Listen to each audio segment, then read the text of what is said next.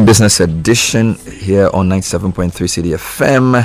And today we're talking to a Ghanaian engineer and storyteller who combines technical knowledge with a compelling narrative style. Of course, over a decade and a half working in some of the world's best technology companies, including but not limited to Amazon, Microsoft, Netflix. Trained here in Ghana and comes back to town every now and again to connect with the motherland. My guest is Charles Wartemberg. Hello, Charles. Thank you, Sir Bernard. Great to have you. How are you doing? I'm doing well. It's a beautiful, hot day in Ghana, and there's nothing like being back home. Engineer and storyteller is not a very common sort of description to give, because engineering types are typically very structured. Storytelling is more sort of spontaneous and creative. How do you get both words in your bio? Absolutely, that's a fantastic question. So, like you mentioned, engineer is quite, rigid and structured. Mm-hmm. I'm an engineer who accidentally fell into a marketing job, product marketing to be specific, and I had to learn things like value prop and marketing and pitch and all the marketing stuff. And I realized that structure is what gets you the job. You need a CV, you need to apply, you need to have some formal stuff. But once you get into the job, what I realized in my experiences, storytelling is what helps you grow. And when you say storytelling, everybody thinks of being a child and once upon a time. So let me demystify what I mean by storytelling. Storytelling is using a narrative to get your point across. Okay. So you and I are telling a story right now. Earnings report Wall Street, they're telling a story. In Q1, this is what happened. And a story can also be as fun and silly as, I love you, good morning. So storytelling is a narrative that, you think about human beings around a fire at night talking to each other. It's an emotional thing. So I like to kind of dub myself as an engineer and a storyteller because I mix the structure and also mix the storytelling to kind of bring my point across. I like the quote, structure gets you the job and storytelling brings you the growth. So let's talk about engineering. What kind of engineer are you, and how did you get into engineering? I actually have a very funny story. So, like you mentioned, I'm a Ghanaian, born and raised, who grew up in Ghana. Okay, I'll say that. So I went to Northridge. Northridge Lyceum. Yes, in Northridge Lyceum, and I went to the school. I won't describe the school, but anyone who is listening will know what the school is, and it is not per se. It is the school in Cape Coast. And when I went to uni. As a good African. For the uninitiated, that's infantry school, by the way. The great Kwaboche, Hill Kwaboche. Anyone listening who's a Kwaboche fan, class of 04, stand up. Dreams you can. Amen. Go ahead. So I get to university, and like a good African kid, you can do anything you want so far as you're a lawyer, doctor, engineer. And I'm like, I don't like law.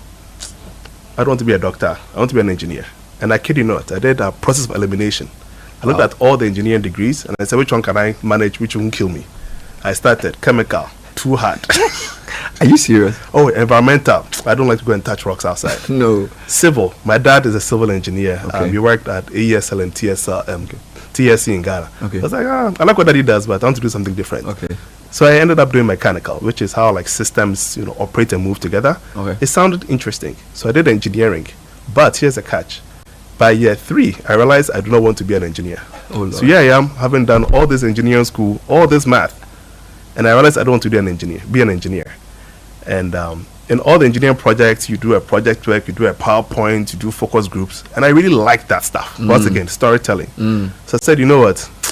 Let me pick up an economics minor along the way. All right. I went to econ class. It was so easy. I was like, this is fun. And I said, you know what? After school, I'll go and get a business degree because that's what people do who don't want to do engineering. So I did engineering because I wanted to be a good African kid. But halfway I realized I just want a degree, but I don't want to go and build any bridge or road or structure. But I like the way it helped me think in very structured terms, taking a big problem, breaking it apart into chunks, working on them in series or in parallel. So I'd say that's the benefit of the engineering degree. Fast forward, being a technology leader and a product manager, I work with all sorts of people. I work with designers, engineers, data scientists, communicators, lawyers. But to double down on engineers, when I work with my engineering team, I have some credibility because I'm an engineer by training. And I dabble, I build apps here and there, so I can talk to them in their language. So I would say that background and experience, it's a solid really helps foundation me talk to my engineering team and also kind of structure and break down problems in a way that you can solve them for the maximum impact. Let's come back to Infancy Pen, because my mates who went there, they said even if you did science, there were opportunities to do some sort of technical stuff in addition. So when I interviewed Kwabena Edubuahin, he actually did a combination of the two, which is helping him where he works now. Just talk a bit about a Ghanaian Kwabochi education or general secondary education, because there's a whole conversation about the quality of education we have here and how you're able to cope with, because the uni you went to was a pretty good one as a fresh person. Yeah, I mean, I'll keep it very real. I was in S4, which was science and technical drawing, and I think that was one of the best combinations, because in primary school in Ghana, in JSS, you do TD. So being able to take my TD set from JSS Northridge to boarding school was helpful. And what I love about TD was that it forced you to take the world, compress it, and look at it in a 2D or 3D manner. And sometimes you do a dissection and look at it. So it kind of starts teaching your brain how to think in a spatial manner. And I think that kind of TD, you can't rush TD. You have to be very gentle. I think it's a fantastic intro into engineering. So I think that TD and science combination. So fast rewind. I don't like bio. I did pre-SSS. I did a bio class at Mr. Ano. I failed. I've never failed a class in my life. So I said, I'm not going to do bio. So I did S4, which is TD. And that really set me up with that engineering fundamentals. So I would say that science education with TD is fantastic. What I'd love to see more from universities, SSS schools, is this kind of mix of fusion. Because right now, you finish JSS, you apply, you get into science or arts or TD, or home econs, and you're kind of set into the narrow path. Imagine a future whereby, yes, you're doing science, but you have one optional class, one elective you can pick. You can say, I want to pick geography, I want to pick history, I want to pick econs. That way you come out of SSS being a bit more well-rounded, having that elective class that you can opt into. I think that would be a really clever way of still adhering to the course you're given, but giving you a chance to kind of like freestyle or double on like one additional class. I don't like buzzwords, but there's a lot of hype around STEM. Some call it STEAM. And when people watch NSMQ, they say, look, there's a whole STEM revolution going on. I'm not really sure if wanting to win a science quiz is the same as getting the youth interested in STEM. But what is your view of the way Ghanaian students have rallied around this quiz and what we can use it to do to build our next generation of, whether it's engineers or scientists or mathematicians or whatever? Fantastic. Every year, group chats blow up in the States when science quiz is happening. And sometimes that school in blue that keeps winning championships is always trolling us. But I would say, my humble opinion, the science and math quiz is a representation of school culture. When you finish university, SSS, it's a way that people can have school pride about the science quiz. There are very few activities or venues that bring alumni and current students together. So I think the science quiz is kind of showing that there's something we can scratch, something we can kind of do and develop there more. I do think a society of just engineers or scientists is going to be a very boring society. Let's be frank. I was an engineer. I did engineering. We're not the most fun people. However, a society with scientists, with arts, with culture, becomes more rich. In every advanced civilized society, people start enjoying the arts, ballet, culture, nature, all these things that really give you that 360 view. So I would say, when I think about science and tech and STEAM, I'll give an example. So I married into a family where my mother-in-law is a professor. My father-in-law has a master's. These are all scientists. Their oldest daughter, my wife, is an artist. As an artist? I kid you not, she draws. She draws, she paints, she sews, she can do everything. Jack of all trades. Wow. And for me, I'm so impressed with my mother-in-law, professor, because she allowed her daughter to do arts, or to do arts. But in our typical Ghanaian society, engineer, you want to doctor, say exactly lawyer. So I think there's this space whereby growing up, you see these professions are the ones that can make money. But now in this digital era, you see the creativity you're seeing on social media. There's a new category of career called TikTok influence, all these things. These are all creative kind of arts and spaces. So I think when you think about education, we should focus on critical thinking, design thinking, just the foundation blocks that help you to thrive, because the careers that our parents grew up doing will no longer exist. And let me repeat it again.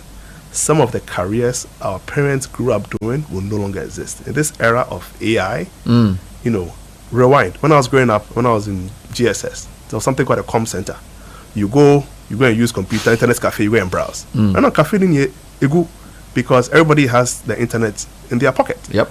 So there are things, before there was typewriter, typists, all those things have gone. Yeah. They've been replaced by something else. So it is my firm belief that some of these old school jobs you are seeing will not exist. Some of them will also be modified. So when you are thinking about educating the next generation, it's not about these hard concepts about what are the foundation blocks, what is, understanding science, understanding arts, history, culture, so that you are well-rounded and then you can create your own path. I'm somebody who studied engineering, went and got an MBA. I've had a fantastic career working in technology companies, and it's because of these foundations that I had and this curiosity. I'm always reading. I'm always trying to learn random things. I'm a big sci-fi nerd. I love history. So when I'm doing these things, like I tell my teams at work that, when you're building a feature, this is the emotion I want to see from the feature. It's a very strange word to say, the emotion. I can tell people I want this feature to make you feel happy, to make you feel safe, secure. My design team takes that emotion I shared and builds it into the experience. And when you use it, you can feel it. And we can talk more about that. This is the Citi Business Edition. My guest is Charles Wartemberg. He's Ghanaian. The name is, I think it's an Elmina name. Yes. So County Confederation. Proper Ghanaian name. But what impresses me, he did his basic education here, secondary education here, went to Tufts to do his engineering, did an MBA afterwards. But some of the companies on your CV are pretty impressive. Amazon, Microsoft, Netflix, these are behemoths. Yes, it is all by grace. A lot of hard work, by the grace of God. Coming out of grad school, I wanted to work in oil and gas because back then all my buddies were working at Exxon and Shell and traveling, and I wanted to work for a big international company that had global reach. So I applied to all four. All four rejected me. On the way, I applied to Amazon and Microsoft, and they both accepted me. So my first job in tech accidentally was at Amazon, and I moved from Chicago to Seattle, where I have been for the last 10 years. And when you're in Seattle, it's a very interesting place. So for those who don't know, Seattle is home to companies like Microsoft, Amazon, Boeing, T-Mobile, and big shots like Jeff Bezos and Bill Gates all live on the same waterfront street. It's a very interesting city. And what is interesting about it is that when you live in those cities, having a job at Microsoft, Amazon is normal. But when you take a step back, it's not normal. America is over 300 million people. Microsoft has about 160,000 employees around the world. So to get a job at Microsoft is pretty hard. Yes. And it's like 0 point something percent. But when you're in that kind of ecosystem, it feels normal. And what is the point I'm trying to make here? When you see it, you can believe it and you can be it. Growing up, I never imagined I had this run. It's just by the grace of God. I wanted to pitch on something you said. When you said a lot of your friends want to work with the oil companies. So in 2010, when you check the world's most valuable companies, Walmart, Shell, ExxonMobil, BP, Toyota, so basically extractives or retail or automobile. If you ask the same question in 2020, you're seeing Microsoft, Apple, Alphabet. So the question to you is, what is it about these companies? Is it just the fact that we are in a global transition into the fourth industrial revolution that's brought these companies up? Or are these the companies that have driven it? Because it's almost like now a proper solid company that brings value has to be tech, as against 20 years ago when it was more in the extractives. I mean, if you look at the fourth industrial revolution, the first couple were like mechanized, electricity. The third was digital. So, early, Microsoft and stuff. And now with the fourth industrial revolution, this is like all automated and like intelligent self-learning, decision-making. So there's this really interesting confluence. But to answer your question, I'd say in the first and third, this extractive kind of manufacturing agro were the big boys, to say. And right now it's shifting because with technology, it scales. Meaning you write the code once, you can use it 1 million times, and the marginal cost is 0. But ExxonMobil cannot go and drill 1,000 wells in a year. There's a fixed amount of wells they can drill per year based off the supply available. So I think I think Amazon says it best. It's like an infinite shelf of anything you want. And internet economics are one of the best kind of economics out there. So that's why I've seen these companies kind of scale. But also, every company starts doing something and then scales into something. Amazon started selling books. Now they do cloud service space. They have Alexa in most homes. Microsoft started off with a mission of a computer and a PC on every desk in every home. And right now they are like in, businesses, clouds everywhere. So they start with one thing. Then obviously to continue to grow, to justify your earnings valuation, you keep expanding. But as you're expanding, because you have kind of the capital and the heft, you can move into adjacent spaces very easily. So it creates a cycle of the big getting bigger. But what I kind of like about America is, the government is also actively looking at it. When you get too big, they say, hey boss, slow down. This thing, no go. Or this company, you can buy this company. And it also allows the young companies to also kind of grow. I like that. We'll take a breather on that. Your point around the innovation of these companies that do very well, but also smart regulation that sets the rules. We're talking to a Ghanaian engineer and storyteller who's worked with all the world's best tech companies. He's in Ghana regularly to inspire young people and to do some projects. We caught up with him on the business edition to just talk about all the nice things: STEAM, fourth industrial revolution, AI, and the rest of it. We'll be right back.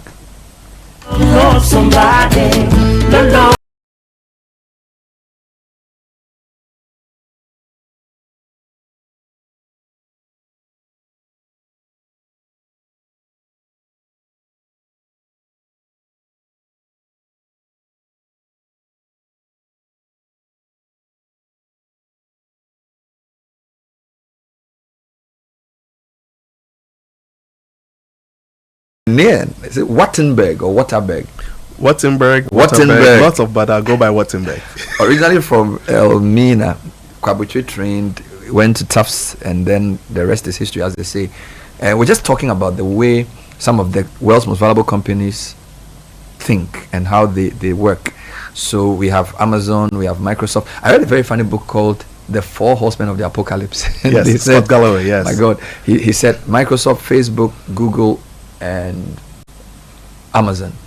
Of course, his point was that they were growing very big, and at the time he didn't think they were being regulated well enough. But he already made a point about smart regulation. So explain how this works.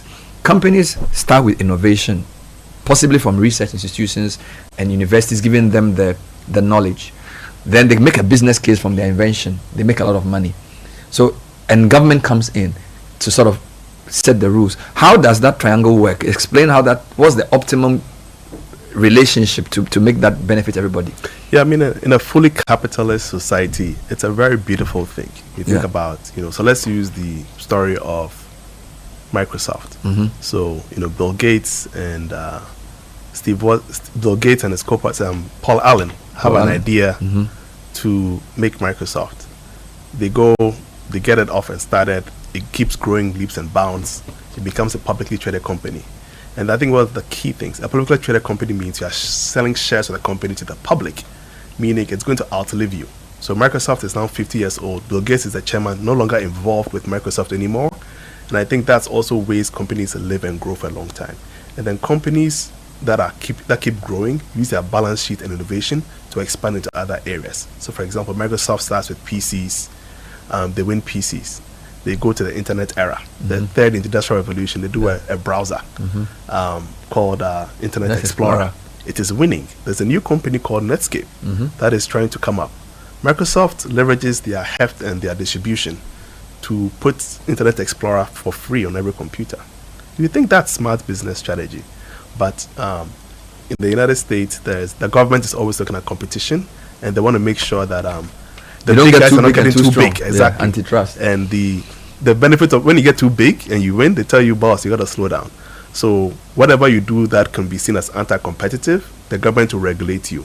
And I'll say through that kind of action, Microsoft or Netscape gets a chance to grow, and Microsoft also gets a bit more like, positive. Once again, these are my personal views. Of course. And then, companies like Google get a chance.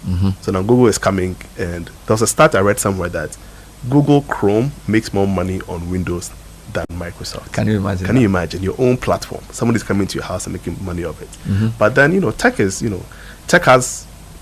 Satya Nadella, current CEO of Microsoft, has said tech doesn't respect old age. Because Google is out here eating Microsoft's lunch. And what happens? Facebook comes and starts eating Google's lunch with digital advertising. Google is, Facebook is winning, and guess what? TikTok comes, start running Facebook ad, and it's eating Facebook plan. So in tech, the beauty of it is like there's also something called at will employment, meaning I can be employed at company A on Monday, I can leave from company B. So you have this nice mix of talent that is rotating through, bringing talent from the universities, academia, research, and it's a nice virtual cycle. And whenever people have a great idea, they leave the company, they get some startup funding or VC backing, they create a startup, and they have a chance to grow into another big company. So it's this whole, some people will stay for a long time or forever. Some people will stay a couple of years. Mark Zuckerberg famously said that even in go build Facebook, and I've wanted to like work at Microsoft or something. So I think having that environment whereby failure is not a bad thing. You can try. If it doesn't work, you have a good backup. You can go work on one of these companies. So I think it creates this really good ecosystem. I know you've heard of like Silicon Valley and all these things, but I think it's the fusion of venture capital, universities, research, and companies that are always hiring, so that people who have a great idea can go try it out. I'll give a great example. So Google invented the transformer, which is what kicked off this AI revolution. Google, being a big company, is a bit more like incremental and methodic about how they roll out new stuff, because you cannot kind of affect the core. You can't cannibalize your old existing products. Exactly. So what happens? The Google researchers leave and they go to OpenAI. My God. And they will create ChatGPT. ChatGPT is getting big and scaling and growing. Some people are not happy at what's going off. Some people leave, they create a company called Anthropic. Some people leave, they create Perplexity. Some people leave, they create SSI. So even right now, in the AI race that had just happened, these companies are splitting up from each other and creating kind of competitive. So it's creating this nice flywheel effect. And for me, as a proud Ghanaian and African, I'd love to see some African companies in this mix. This game so far is the West, a couple of French companies like Mistral, but Africa is nowhere in this. Just give me a sense of how what kind of day it was when DeepSeek came up with their model, and we were told it cost like 100 the price of what the guys in your side were valuing their company. Just talk a bit about the kind of chaos it caused in your world. Oh yeah, it was a jaw drop. I mean, before the market opened, you could see the indicators were trending down, and the market opened, it was a bloodbath. So for context, the stock market is a good indication of how Americans are feeling about companies. And so for folks who are listening, everybody knows hopefully ChatGPT, which was trained for like billions of dollars.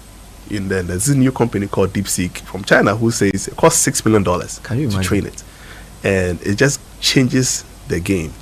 And NVIDIA, one of the big companies that's benefited from the AI revolution. So imagine they own the picks and shovel in the AI kind of revolution. They lose $600 billion of value in a day. Combined, with these big companies and NVIDIA, it's $1 trillion of value lost in a day, because the market is, weighing the additional or new information of what if models could be cheaply trained and we don't need all these GPU. All the investments we are making in, more GPU or more processing power, more data, are they at risk? So it was a very interesting kind of thing. Obviously, so let's break that down for people. So I think what you're trying to say is generally to generate the level of insight that a ChatGPT will have, you need large processing power.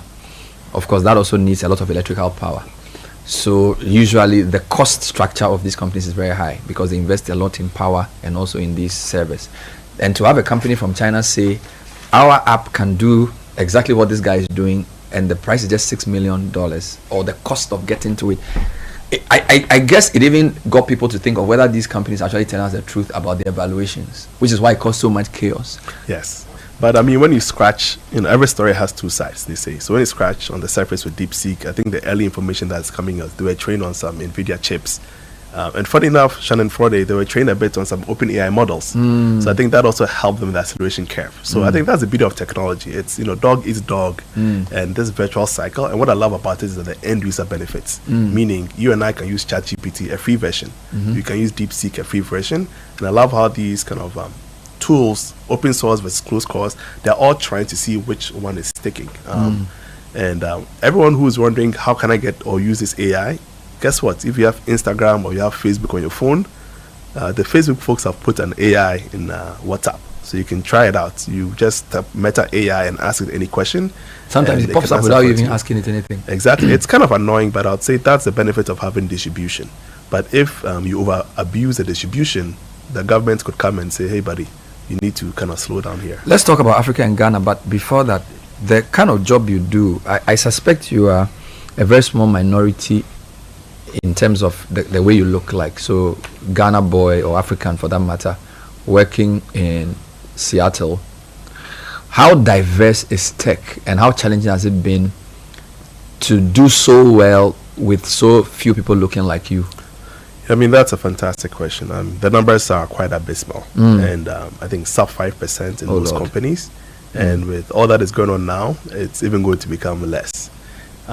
For me, the benefit that I had was growing up in Ghana. Everybody I saw looked like me. So I grew up, went to boarding school, and left, the shores of Ghana with very strong self-confidence.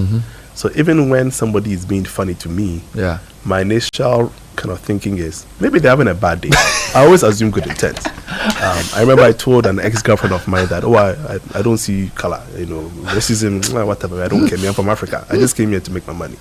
So it kind of gives you this very naive approach. But then when you really understand the American story, you start getting more empathy for the African American experience.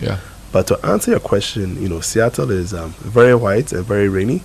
And being a minority, you just, you face your front and you do your job. You're here, you go to work, you spend time with your family, you spend time with your Ghana boys or your friends or your group chat on the weekends, you grill and you chill. But I think being a minority in these companies that are creating immense wealth, there's this obligation to share. So that's something that I and my friends and my cohort really try well to do.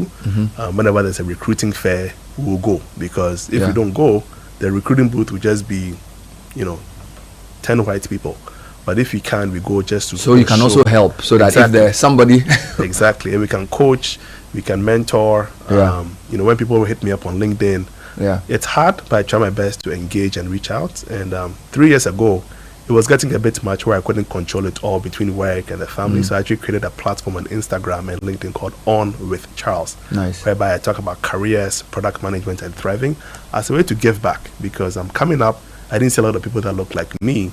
So now that I'm in these positions, having had this experience across companies like Netflix, Microsoft, and Amazon, I want to make sure that I can give back. That's also why I'm here too. So I want to tell listeners that I've been on the his personal website. It's really good. I think he's somebody, if you're in tech or just basically in that space and you want somebody to bounce off ideas of, as much as he has time, he'll do it. It's a nice website, so go back there. Now, the thing, though, I wanted to get to with this question was, generally in Africa, we seem to be excluded from these kinds of things. So, for example, not a lot of major inventions in tech have come from here. Okay, that's point number one. Then point number two, we tend to be net users. So we are customers. We use the product. But there's a way in which that can also become an opportunity, because I'm told, for example, when it came to mobile, right, there was a whole thing about we didn't have a lot of legacy systems, so we didn't have many good phone lines. So mobile phones have really opened up the African market. So MTN is one of the best companies in the world because they understand mobile more than most. And now we have mobile money, which was pioneered in Kenya. Okay. So I want you to give me hope that even though we are not creating as much of the innovation in this space, the fact that we are in the fourth industrial revolution and this whole AI thing, that's one of the spin-offs, could be an opportunity for us to do what they call leapfrog development. So just talk to me a bit about where the optimism could come from in this world where we have so few in the space. Yeah, I mean, two key points here. So number one, in addition to M-Pesa, one of the great inventions from this wonderful continent was cloud computing. So Amazon EC2 was created in Cape Town by some engineers from Seattle who got tired of the weather, moved to Cape Town and built EC2 in Cape Town. So it's fantastic that cloud computing they were using was actually built in Africa. Of course. The world's richest man is an African man from South Africa, Elon Musk, who is creating all sorts of wonderful technology. So our African people are doing great things. I would say the first is people in diaspora coming home or spending more time here, helping see the ecosystem and also nurture the next generation of talent is key. One of my classmates, Perry Nelson, one of the smartest people I know in Lyceum, the guy chopped first from class 1 to JS3. We can talk about that later. He went to Google, had a fantastic career. He moved back and he's actually the head of engineering for Google AI in Ghana. Correct. So someone like Perry who is here is seeding the ecosystem. once again, I'm there. I try and come home a lot. So trying to see that ecosystem. So I would say the next generation is a mix of homegrown talent, folks from diaspora mixing in that. So you think about the techs and the chassis and the academic cities. How do we creating these pathways? And also leveraging these big companies for internships and employment, and also some of our local champions. So like companies like Capital are doing some really cool stuff. Yep. And then in the tech ecosystem, there's all these like, meetups, NIT. So the ecosystem is there. And I think specifically in Ghana, I think the government is one of the biggest employers or like funders. So finding a way or a scheme whereby government can really unlock this tech ecosystem. I imagine a future in the next 5, 10, 15 years whereby we have world-class companies that grew up in Africa or Ghana that are now playing on the international space. You think in Nigeria we have like Paystack and all these really cool companies that got acquired by Western companies. So I think we are slowly getting there. A company that gives me a lot of hope is Andela. So Andela's mission statement is one of the most compelling I've read in a long time. And our summary says, talent is evenly distributed, but opportunity is not. Can you repeat that?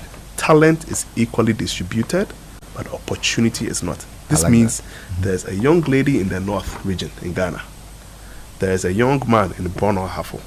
There's somebody who has a very interesting or tough family situation, who is brilliant, who is a shark. Imagine a future whereby we can create opportunity for somebody like that. The best way is through education. Getting them in a place where they can get exposed to technology early in their career. And if they go, I'll use Presec as an example for now. They go to Presec and they do a Brilla. Of course. And they're done with Brilla.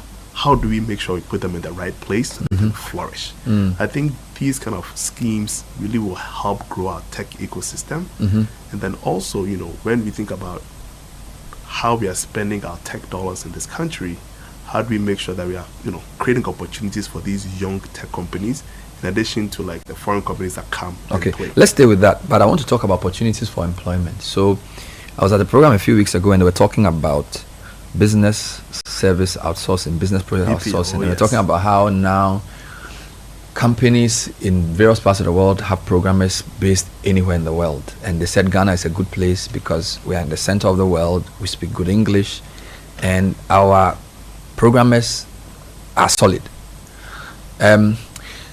How should education change to take advantage of this? So if we know, for example, that there are people who are looking for coders or programmers in Africa, still a lot of our universities are very, I don't know how to put it, they are very structured in the way they train people.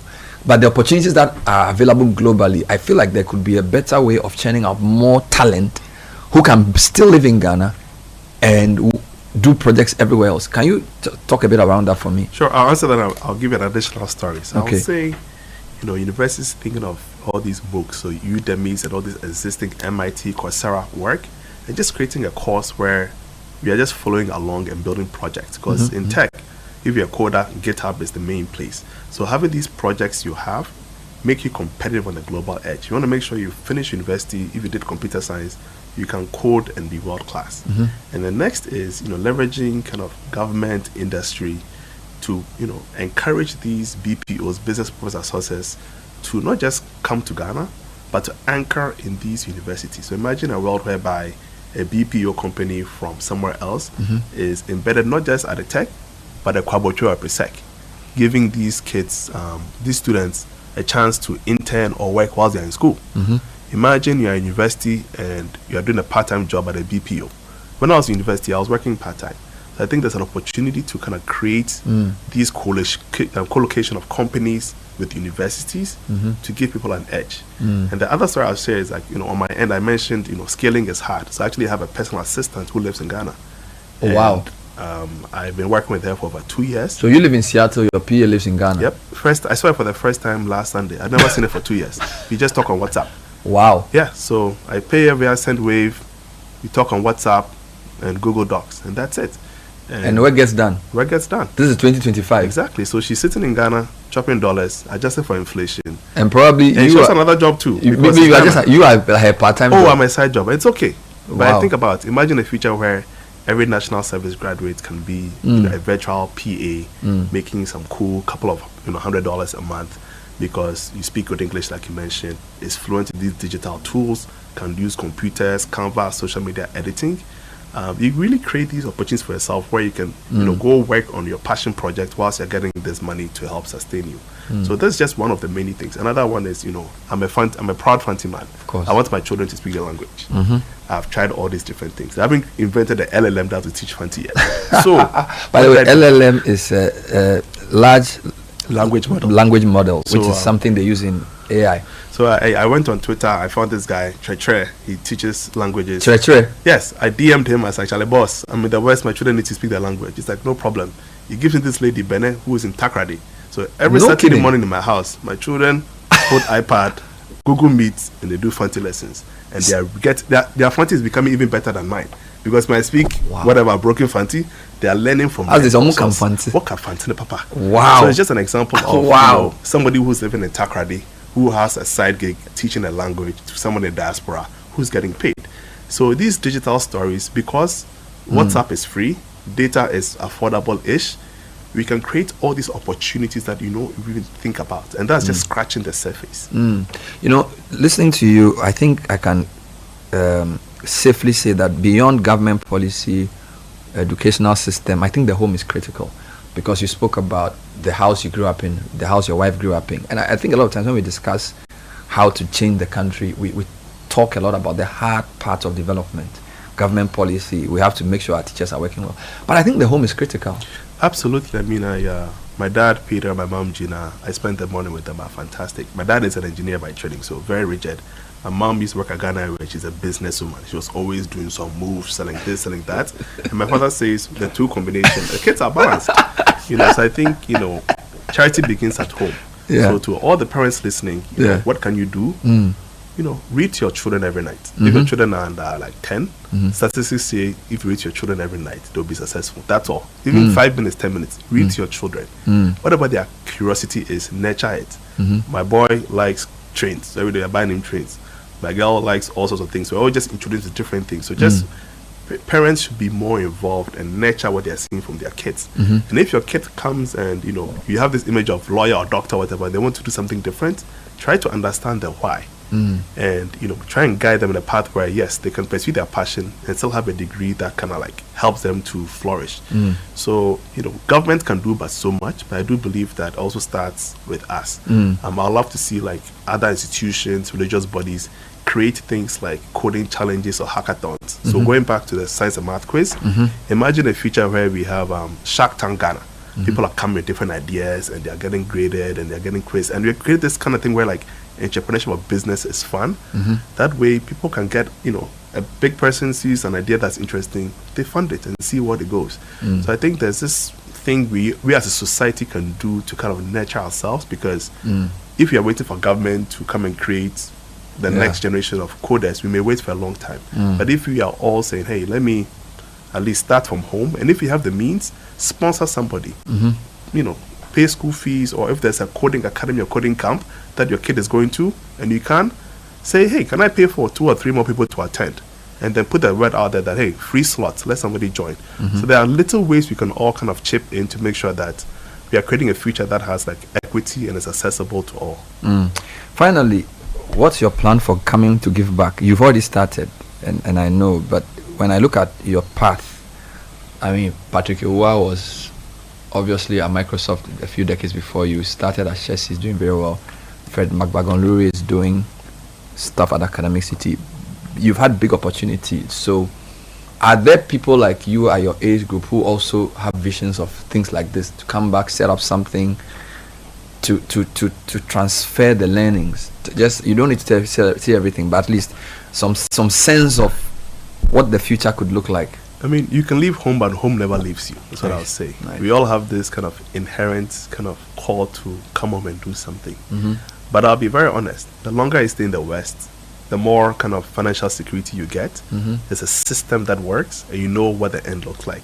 So it gets a point whereby you have to start looking at the risk reward of like leaving what you know, what you're comfortable with, coming back home. And Patrick Awa is a very good friend of mine, and him and I have been talking for a while. Like, what he did was amazing, right? But I would say, beyond coming and creating a school, there are other ways you can come in and do things. So for me, I imagine the next couple of years being a bit more structured about my Ghana trips, working with my PA to set up programs or functions where I rent a hall, we have some structure around it. Young people come, and then I can mentor them. Or, so for me, my mission in life is to unlock the potential of the next generation. That's people and products. And the way I engage is that I do consulting for companies. I do public speaking for companies that I charge for. But for students, it's always free. So I can imagine a future where I'll come, work with a corporate body, do some program for them. And on the sidelines, I say, I'd like to also co-host an event, bring young people in. They can also see the events, be on the sidelines and interact. So that's how I envision the next couple of years of being able to have an impact, consulting here, but also kind of creating access for young people to kind of see it. I went to NIT a couple of years back to do a public speech. And at the end, I asked the group for questions, and it was crickets. Bernard, everybody was quiet. The reason was like, but Charles is a big man, Microsoft. How can I ask him a question?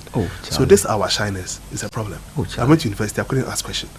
And there's class participation as part of it. So I would say for us, we need to have that boldness. I think Naja know to carry last. It takes them far. So I would say a bit more boldness from our young people, and saying it's okay to be outspoken. I would say I want to see a bit more of that. But to summarize, as I'm coming to town in the next couple of years and months, I'll be a bit more structured. Heck, maybe I'll even invite you to come come to one of our programs so that people will come check us out. Structure gets you the job. Storytelling brings the growth. I love that. Talent is equally distributed, but opportunity is not. These are two of the nuggets Charles Wartemberg reminded us of in this very interesting conversation we've had with him. We could talk all day, but hey, we have to pay other bills. So thanks for talking to us, Charles, who's, I don't know where you are now, still with Netflix or where? So you are fluid. So I'm a technology leader who is always curious about technology. But I'd say it's a pleasure to be here, Sir Bernard. I hope to come back in the future. And for folks who want to kind of check my stuff out, you can find me on LinkedIn. So Charles Wartemberg, and on Instagram it's easier to find me. It is On with Charles. Yeah, it's a bearded Ghanaian with a broad smile. You will not miss it because the name sounds esoteric. Charles, great talking to you. And that's time for today's edition of the Citi Business Edition. Thanks for listening. The Citi Breakfast Show continues.